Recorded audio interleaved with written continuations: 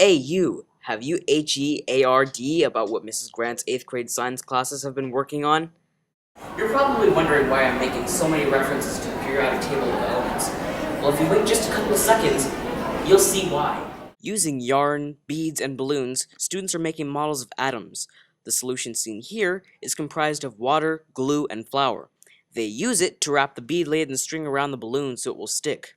It left a mess in the sink afterwards. Anybody got some liquid plumber?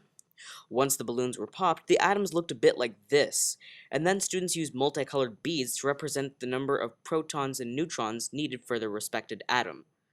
Part 2 of this project was a cereal box project where students created an ad campaign for their atomic cereal. It was paradise if you happen to be a fan of butcher paper and cereal boxes. The completed atoms were hung up on the ceiling, and then the completed cereal boxes were lined up on the sink.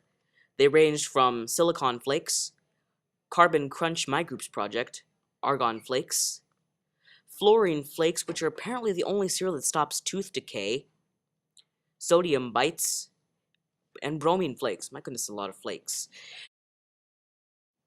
Students had to write down stuff like element symbols, atomic numbers, and other mumbo jumbo, and as well as common uses and compounds.